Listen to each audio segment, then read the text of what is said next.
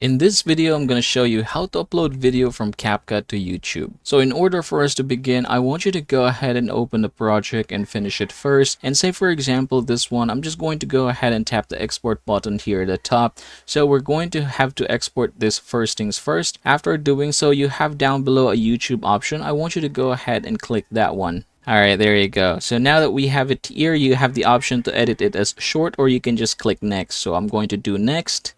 And then you can go ahead and start adding a title here. So I'm just going to go ahead and try to put here peace, just like so. And then go ahead and try to do all of the things necessary for you here. In my case, I'm just going to proceed by clicking the next button. And then I'm going to say, no, it's not made for kids. And then I'm going to click upload video.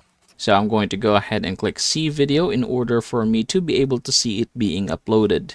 Alright, there you go. As you can see, it is now processing, and after this one, you should be able to see this video appear. So there you go, it is ready to watch. So let's go ahead and click see video. There you go, there goes our video, and congratulations everybody. That is how you are going to get this done.